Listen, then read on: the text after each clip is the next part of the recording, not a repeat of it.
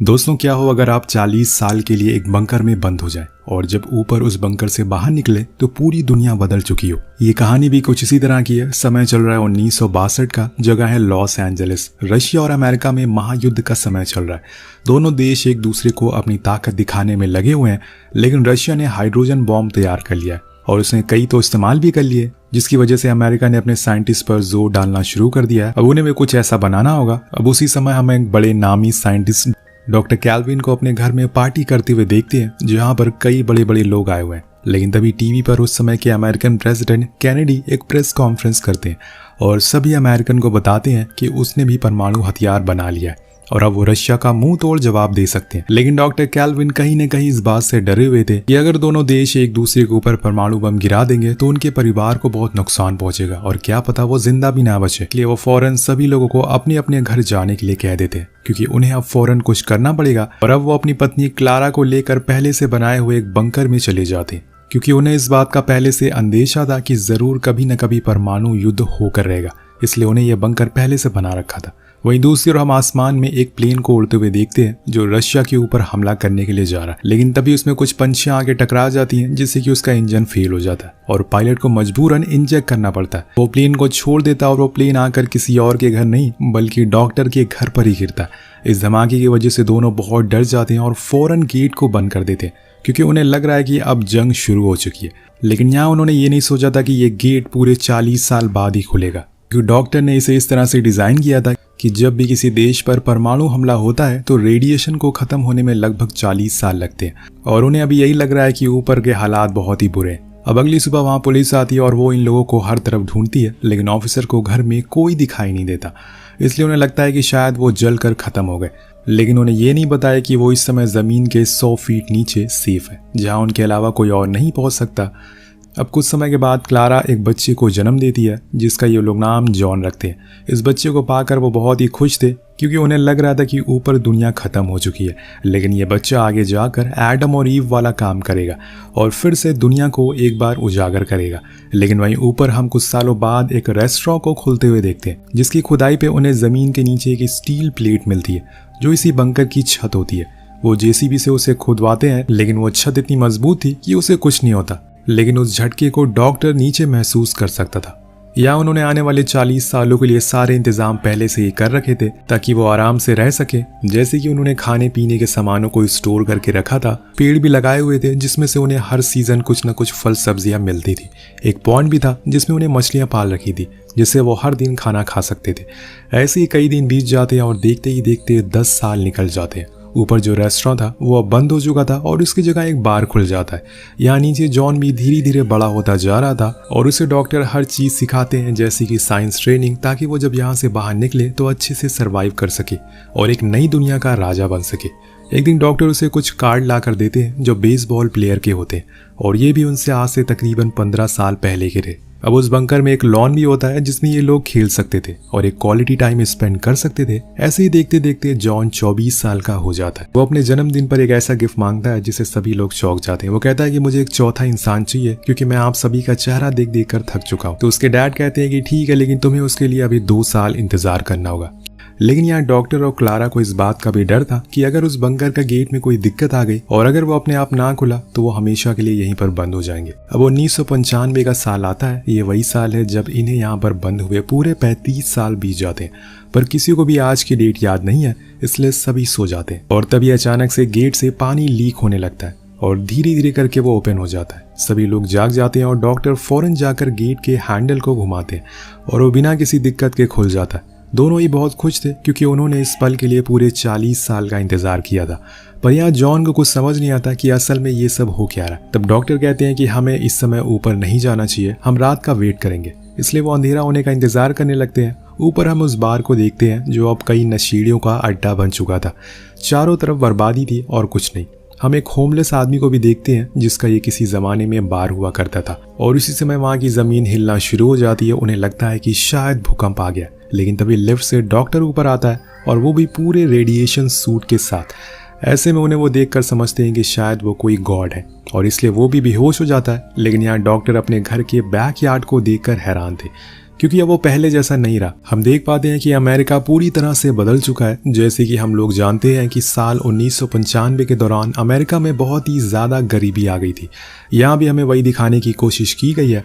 Doctor थोड़ा और आगे जाते हैं और उन्हें रोड पे बस हर तरफ चोरी चकारी नशेड़ी लोग दिखाई देते हैं। लोग चलते फिरते लोगों को मार रहे थे और उन्हें लूट रहे थे। ये सब देखकर वो हैरान हो जाते हैं और फौरन भागते हुए बंकर में आ जाते हैं और अपनी फैमिली को बताते हैं कि ऊपर पहले जैसा अब कुछ नहीं रहा। ये वो दुनिया नहीं है जहाँ पर हम रहा करते थे, इसलिए अब हमें यहीं पे रहना होगा। लेकिन जूली इस बात को मानने से इनकार कर देती है और बाहर जाने को बोलती है, पर तभी डॉक्टर को स्ट्रोक आ जाता है और वो वहीं बेहोश हो जाते हैं। तब जूली जॉन को अपने पास बुलाती है और उन्हें ऊपर जाने को कहती है, क्योंकि अब उनके पास खाने को ज़्यादा कुछ नहीं है, क्योंकि जॉन ने जो 40 साल के लिए सामान रखा था वो अब समय के साथ ख़त्म हो गया।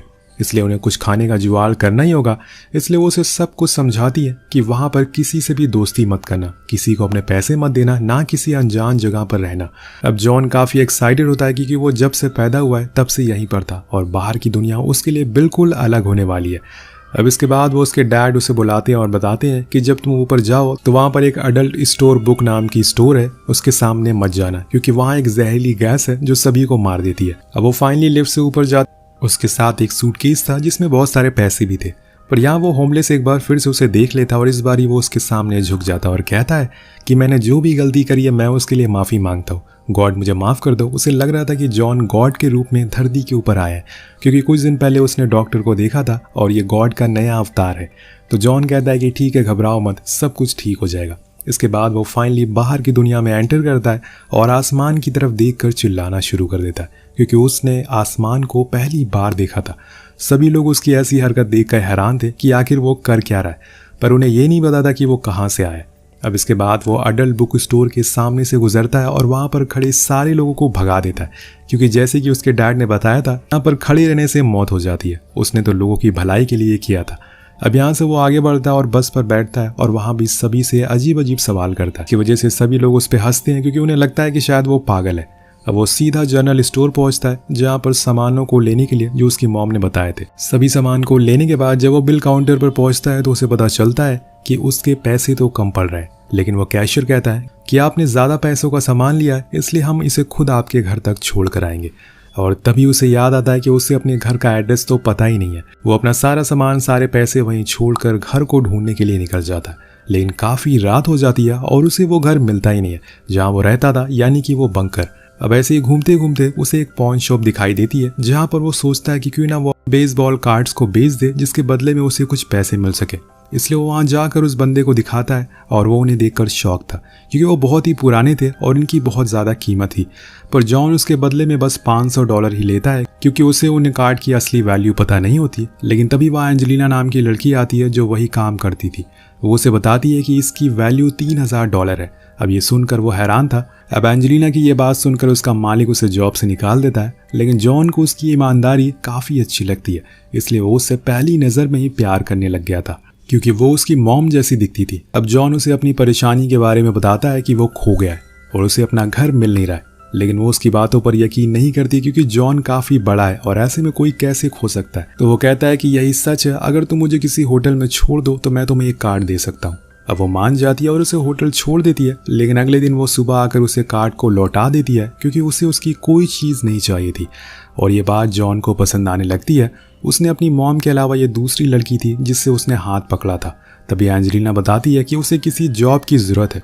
तो जॉन कहता है कि ठीक है, तुम मेरे लिए काम करो, मैं तुम्हें हर वीक के $1000 दूंगा। अब वो मान जाती है, लेकिन सबसे पहले तो उसे अपने उन कार्ड्स को बेचना होगा, जिसके बदले में उसे $40,000 मिलते, जो कई लाख रुपए के बराबर होते हैं। और इन पैसों को पाकर वो सीधा स्टोर जाता है और जॉन उन सारे सामानों को खरीदता है जो उसकी मॉम ने उसे लिख कर दिए थे, और इन सामानों से एक पूरा ट्रक भर जाता है। अब कार चलाते हुए जॉन उसे बताता है कि उसे एक लड़की की ज़रूरत है जिससे वो शादी कर सके, और लड़की कैलिफोर्निया की होनी चाहिए, ऐसा उसकी माँ ने कहा है। इसके बाद एंजेलिना उसे कार चलाना भी सिखाती है, जो कि वो सही से चला नहीं पाता। वो उसे अपने दोस्त और यहाँ से वो उसे अपने दोस्त ट्रॉय के घर ले जाती है, जो कि एक फैशन डिज़ाइनर था। दरअसल एंजेलिना चाहती थी कि जॉन का फैशन थोड़ा चेंज हो सके, तभी उसे कोई लड़की मिलेगी, इसलिए वो लोग मिलकर शॉपिंग करते हैं। और वहीं दूसरी ओर हम जूली को देखते हैं, जो परेशान है क्योंकि कई दिनों से जॉन वापस नहीं आया। इसलिए वो एक रात लिफ्ट से ऊपर जाती है, जहां वो होमलेस आदमी प्रे कर रहा था और अपने लोगों के साथ होता है। तभी जूली जमीन से बाहर निकलती है और ये देखकर सभी हैरान थे। तो वो होमलेस आदमी पूछता है कि आप कौन है। वो कहती है कि मैं माँ हूँ। तो सभी लोग उसकी तरफ देखकर माँ माँ कहने लगते हैं। वो समझ रहे थे कि ये मदर मैरी है। अब उनसे डर कर वो फिर से नीचे चली जाती है। उधर जॉन अब नई नई चीज़ों को एक्सपीरियंस करना शुरू कर देता है, जैसे कि उसने आज कई सालों के बाद पहली बार खुले आसमान के नीचे स्केटिंग की थी। उसके बाद वो समुद्र में भी गया और सबसे बड़ी बात, वो पहली बार बारिश को महसूस करता है, जो उसके लिए एकदम अलग अनुभव होता है। यहाँ उसकी ऐसी हरकतों को देखकर एंजेलिना को थोड़ा अजीब लगता है। कभी कभी तो उसे सच में लगता है कि जॉन पागल है। और एक दिन वो उसके लिए लड़की ढूंढने वाला काम करती है। उसे एक क्लब में ले जाती है जहाँ पर जॉन को एक लड़की पसंद भी आ जाती है। लेकिन जब वो उसे बात करने लगता है तो एंजेलिना थोड़ा अजीब सा बिहेव करना शुरू कर देती है, जिस वजह से जॉन वहां से जाकर डांस फ्लोर पर डांस करना शुरू कर देता है। और उसे देखकर सभी लड़की उसे पसंद करने लगती है। और ये देखकर एंजेलिना को जलन होना शुरू हो जाती है। वो अपने एक्स के पास चली जाती है, लेकिन उसे अपने एक्स के पास देखकर जॉन को जलन होने लगती है। यानी कि यहाँ पर पूरा करण जौहर की स्टूडेंट ऑफ द ईयर चल रही थी। वेल अब ऐसे ही चलता है और जॉन गुस्से में आकर उसे एक्स को मार देता है, जिसकी वजह से एंजेलिना उसे छोड़कर पार्टी से बाहर आ जाती है। लेकिन जब वो घर पहुंचती है तो उसे वहां कहीं भी जॉन दिखाई नहीं देता। उसे लग रहा था कि वो फिर से खो गया है, इसलिए वो उसे ढूंढने के लिए बाहर जाती है। पर उसकी किस्मत अच्छी होती है, वहां उसे जॉन मिल जाता है। लेकिन इसी चक्कर में उसके घुटनों में चोट लग जाती है। तो जॉन उसे उठाकर घर में लाता है और उसका इलाज करता है। अब उसकी ऐसी केयरिंग चीज़ों को देखकर एंजेलिना उसके अपने प्यार का इजहार करती है। यहाँ जॉन भी उसे सच बता देता है कि वो और उसके पेरेंट असल में पिछले 40 सालों से एक बंकर में रह रहे हैं और वो शादी के बाद भी उसके साथ ही उस बंकर में रहना चाहता है, और इसीलिए वो उसे होटल में ले जाकर छोड़ देती है। लेकिन अगले दिन जॉन उस जगह को ढूंढ लेता है जहाँ पर उसका बंकर था। वो एंजेलिना के पास आकर उसे बताता है। अब अगले दिन वो एंजेलिना के पास आता है, पर वो उससे बताती है कि उसने उसके लिए एक साइकियाट्रिस्ट को बुला रखा है ताकि वो उसका इलाज कर सके। इसलिए जॉन वहाँ से भाग जाता है और उसने कहता है कि वो उसके होटल का बिल चुका दे। अब ड्राइव करके वो अपने बंकर तक पहुंच जाता है और उसके मॉम डैड देखकर बहुत ही खुश होते हैं। लेकिन यहाँ जब एंजेलिना और ट्रॉय उस होटल रूम में जाते हैं जहाँ पर जॉन रहता था, तो वो हैरान हो जाते हैं, क्योंकि वहाँ उन्हें कुछ स्टॉक मिलते हैं जिसकी आज के समय में कीमत $1 मिलियन में होती है। और इन सभी चीज़ों को देखकर एंजेलिना को यकीन हो जाता है कि जॉन सच कह रहा था, वो 40 सालों से एक बंकर में रह रहा है। उधर दूसरी ओर हम जॉन को देखते हैं जो उसी होमलेस आदमी से मदद मांगता है अपने सामानों को उतारने के लिए। उधर जब एंजेलिना घर जा रही होती है, वो पूरी तरह से उदास थी क्योंकि उसने जॉन को फिर से खो दिया। लेकिन तभी रास्ते में उसे वो दिख जाता है और वो भागते हुए उसके पास जाती है और उसे गले से लगा लेती है। अब वो उसे अपने साथ अपने बंकर में लेकर जाता है, अपने मॉम डैड से मिलवाता है। यहाँ हम देखते हैं कि डॉक्टर ने अब 10 साल के लिए गेट को लॉक करने का इरादा बना लिया था, लेकिन यहाँ पे एंजेलिना अब उनके साथ ही रहने लग गई थी, इसलिए वो अपना इरादा बदल लेते हैं। कुछ दिनों बाद वो अपने डैड के पास जाता है और उनसे कहता है कि मुझे आप बस 2 महीनों का टाइम दो, मैं ऊपर जाकर सब कुछ ठीक कर दूंगा। उसके डैड मान जाते हैं और फिर वो एंजेलिना के साथ ऊपर जाकर उन स्टॉक को बेच देता है और जो भी पैसे उसे मिलते हैं उससे एक नया घर बनवाता है जो कि हूबहू उनके पहले घर जैसा था, और फिर अपने मॉम डैड को सरप्राइज देता है। उसके पेरेंट्स वो घर देखकर बहुत ही ज़्यादा इमोशनल हो जाते हैं और खुश भी। या आज के ज़माने की टेक्नोलॉजी को देखकर उसके डैड बहुत ही ज़्यादा हैरान थे। तब जॉन उन्हें बताता है कि डैड, हमारे घर के ऊपर कोई परमाणु बम नहीं गिरा था, ना ही किसी तरह की कोई जंग हुई थी। मैंने सारे पुराने अखबारों में पढ़ लिया है, ऐसा कुछ नहीं हुआ था। उसके डैड पूछते हैं कि क्या रशिया ने हार मान ली। वो उन्हें समझाता है कि कभी जंग हुई नहीं थी तो रशिया हार कैसे मानेगा।